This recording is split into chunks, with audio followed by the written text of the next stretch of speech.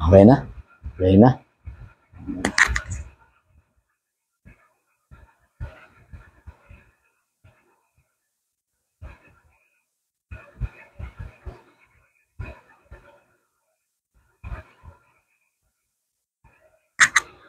Okay, so magandang gabi po muli at ito na po ha at medyo na-delay na yung ating mga nagawang mga content. Ano? Ito po yung dire-diretso na po ha. Nasa bahagi o parte pa rin tayo ng capacitor. Okay. Tandaan nyo po ha at ito'y ulit-ulitin ko. Ang mahalaga sa lahat bilang isang technician ay ang tools. Ano? So kagaya nga ho ng aking na-delay ng mga content kasi gusto ko po nakikita ninyo yung actual reading ng ating paggamit ng tools. Ano? Pero nasa usapan pa rin po tayong technician. Okay? Ikutin mo yung camera, Mi. Pakita mo dito. Ha? Ikutin mo yung camera.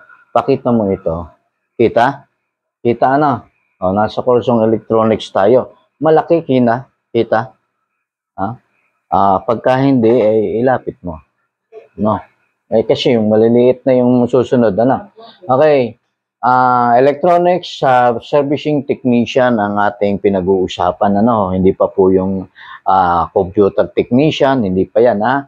Nasa pyesa pa lang po tayo ng electronic semiconductor. Ano? Electronic semiconductor. Ang electronic semiconductor, una-una ho ay nagpapabago sa daloy ng kuryente. Ano ho? At meron pa pong ibang mga kahulugan nito ating sasaliksikin kung ano ibig sabihin ng electronics. Ano ho? Okay. So, ulitin ko ang electronic semiconductor. So, kita ba may ito? Itong semiconductor, basang-basa nila.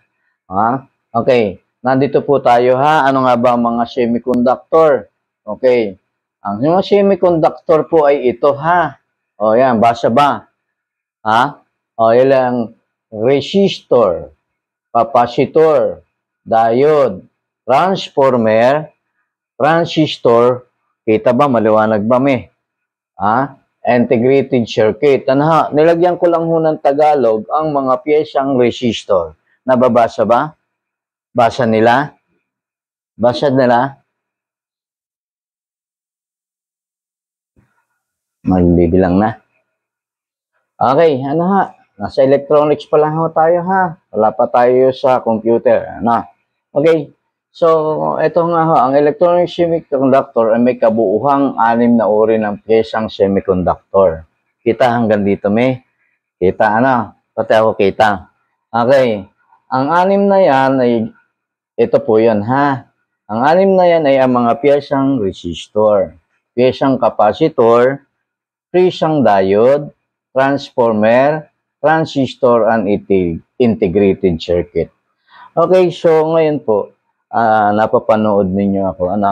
Tatandaan niyo po itong 6 na ito. Kahit saan pong lugar, saan tayo magpunta, at kapag tayo ay nagbukas ng isang electronics gadget natin, nandiyan po yung 6 na yan. Yung 6 na yan po ay nagsisilbing apelyido lamang. May mga pangalan po yan, kagaya na sinabi ko ha. Ang resistor, capacitor, diode, transformer, transistor, integrated circuit, ay marami po yan. Marami, may pangalan ha. At yun nga yung sinasabi ko kapag sa tinatawag na, nasa capacitor, usapan tayong capacitor, ano. May mga pangalan po eh. Ayan po ha. Kita bang may? Ang 8 uri na klase ng piyesang capacitor. Nasa usapan tayong capacitor ha. Ang mga larawan. Kita po doon dinuturo ko. Pangalan, larawan, simbolo. Kumakatawan ng mga simbolo sa tinatawag nating piyesang capacitor. Letter code, schematics, letter code, and symbols ng piyesang capacitor. Kita ba ito, me? Kahit hindi masyadong makita yung aking mukha, basta ito, kompleto. Ako na may nagpapakita. Okay. Ang value o halaga, tandaan niyo po ha, ang capacitor po ay farad. Farad. Microfarad. Mamaya po yan, makikita natin yan. Mahalaga ang value Pamamaraan, ito nga po ha, dito tayo ngayon ha. Dito tayo sa pamamaraan ng pagbabasa ha. Pagbabasa, pagbibilang ng halaga o value ng gamit po natin ang ating analog tester at ating digital tester. Ano? Ang pampito ay matapos mabasa, matapos nating masuri, mayroon po siyang tinatawag na resulta. Yan po ay 5 limang resulta po yan. At yan ay ipapakita ko dito sa presentation ha. Okay, mga trabaho o gawain ng capacitor, yun ang ikawalo. Okay, yan po ang tinatawag nating uri o klase ng capacitor. Ha? Ayan po. Okay. Ngayon, ito po yan. Kagaya na sabi ko, mayroong pangalan. Ito po yung 8 pangalan. Ayan po ha. 8 pangalan ng tinatawag nating capacitor. Andiyan po yung actual ha. Papakita ko sa inyo mamaya at napakita ko na dyan sa unang content ko sa inyo. Ano? Andiyan po yung actual. Ano? Ha? Okay. Andiyan po yung actual niya na. Ginawa ko lang siya sa PowerPoint presentation para hindi na ako magsulat doon sa whiteboard, ano, para na mabasa nyo. Sir, ano yung 8 pangalan? Ito po yung 8 pangalan, ano. Ang una, ano po, ang una ay ang tinatawag nating type of capacitor, uri ng capacitor, ha. Number 1, ito po yung 8 pangalan. Number 1, fixed capacitor. Ayan po yung number 1. Fixed capacitor. Sa fixed capacitor, kagaya na sabi ko nga, maraming capacitor. Ano, kanina. Sa fixed capacitor, ito po ay merong 3. Malinaw ba mi sa paliwanag ko? Ceramic dish. Hahawak po ako ng isa. May actual po tayo. Pero makikita niyo mamaya sa tinatawag nating presentation, yung mga klase, ano, ang uri. Fixed capacitor, ceramic dish capacitor. Kita. Kahit na hindi nyo mabasa yung value, basta nakikita, ha. Ito po yung ating a-actualin maya-maya, ha. Yan na naman si Sir, puro akbal. Nadidelay naman dahil, nga po, kulang po yung tools ko po, hinintay ko lang, ha. At, hindi ko po parang gusto ko yung 4 na klase ng ating tester. 2 digital, 2 analog ay magamit natin ha. O ito po yung isang ceramic dish. Ano?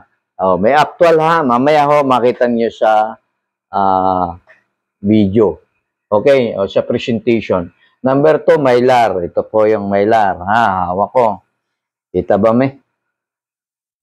Okay. Number 3, yung Sprague. Kitang-kita ito, ha? Yung Sprague. Yung hawak ko. Ha? May iba't ibang kulay po yan, ha? O, ayan. Ito nga ho na natanggal na lang, o naputol na lang yung tinatawag nating paa, yung isa. Ito naman mayroong pa. Tatawag na terminal, ha? Nagpaa kasi, sabi mo, hindi na pa. O, terminal, ha? Ayan, ha? Sprague. Kita po, ha? Kita? Ha? O, Sprague ha. Yun yung pangatlo sa fixed capacitor ha. O, ito, Sprague. Ha? Ngayon, sabi ko nga, may 8. Ang pangalawa naman, 8 ha. Pangalawa, ang polarized capacitor. Ito ha. O, may malaki, hindi na tayo. O, polarized. Naipakita ko na po, ulit-ulit naman si Sir eh. O, polarized capacitor, ano? Hawak ko po yan. Mayroon po niyang maliit ha. May malaki ang sukat o size po natin ha. Sukat lang pero yung value po ay pwede hong mas mataas ang value kahit maliit ha. Pwede hong itong malaki maging 4.7 microfarad lang pero ito 100 microfarad. Pwede po 'yan ha mangyari. Okay? So liit lang po size lang po pinagkakaiba ha. Okay. Mayroong tantalum. Ito yung tantalum. Okay? Ito yung tantalum, ha? Ayan, inulit ko lang ulit. Yan, ha? Sa polarized capacitor, may electrolytic, may tantalum, may autocondenser. Ito po yung tinatawag nating autocondenser. Okay? Ito po yung auto condenser ha. Sa mga sasakyang bigasolina, sa distributor, sa contact point po nakakunik ka na. Okay, yan ay kukuntin ko rin yung aking sa automotive, auto and diesel mechanic. So kailangan lang po talaga actual ha. Kasi yun ang aking gustong ipakita kasi yun ang pinaka mahalaga na. Yung nakikita nyo yung actual sa video, kahit video lang, sundan nyo lang ako. Ano ho, yan ang ating gagawin. Auto condenser capacitor, ang tawag po dito ha. O, yan po ay pang-anim sa capacitor ha. Pang-anim ho sa capacitor na ay 8 po yan, 8. Ito yung dalawang uri, dalawang klase, polarized at fixed. Okay? Ito po, susunod ang radio tuning capacitor. Non-polar po yan ha. Non-polar. Kaya wala siyang tinatawag na polarized na. Ulitin ko nga po pala ha. Yun pong yung pong electrolytic, unang tatlo sa polarized, ito po ay polarized ha. May polarized, may positive at negative. Okay, ito po yun, yung electrolytic. Ang positive nga po nito, ayun, nakita nyo, may sign po siya ng negative. Ito po naman ay wala. So yun, ang positive, ito ang negative. Kaya mababasa naman po dito ha, tandaan nyo ha. Kapag polarized, may positive at negative terminal. Terminal. Symbols and terminal. Tantalum, polarized. Auto condenser, polarized. Polarized ang auto condenser. Mayroong ground po yan. Auto condenser. Ang tuning capacitor, wala po yung polarity. Non-polar. Okay, meron ka ba share niyan? Para makita ko sa video. Kahit video lang, makita ko. Meron po tayong dalawa ha. Ito po. Ito po yung ating, kita ba mi? Ayan ito yung dalawa natin. Ano nga ito? Radio tuning. Tagahanap po ng signal station. Kaya tatandaan nyo po ha, lahat ho yan ay may gawaan sa circuit. Ito ay tagahanap ng signal. Signal ha. Yung isa naman temporary storage. Mayroon po akong ibibigay sa inyo kung ano yung mga gawain. Sir, paano yan nagtatrabaho sa board? Ayun nga po ha, may gawain yan. Tayo nyo po siya presentation na ito. Tapusin natin ito at makikita ninyo. Pagkatapos, mag-actual po tayo. Ulitin ko. Ito ang radio tuning capacitor. Yung dalawa. Meron ka ba, sir? O ito ha. Kagaya po ng sabi ko, yun hong mayroon dito na nakasulat dito, ayun ay aking i-actual. Maliban na lamang po doon sa iba pang wala. Kasi makita ninyo naman sa presentation, yung ibang wala sa akin. Start and run capacitor. Meron po. Ayan po. Ito po siya windings po ng electromagnetic wire natin ng electric fan motor ha. Hindi po siya motor nakakabit to, hindi siya motor. Ang buong motor assembly po ang electric fan. Dadako po tayo yan ha. I-actual ko po sa inyo ang electric fan kung ano ang mga bahagi at mga pyesa ha. Ito po kasama ng electronics wiring ng electromagnetic wire ng windings ng electric fan. Nakakabit po ito sa tinatawag nating stator. Yan po ng electric fan. Okay, ito po yung start and run capacitor. Yun po yung pangwalo. Yan po malinaw meron po start and run capacitor. Okay, next po tayo sa next presentation.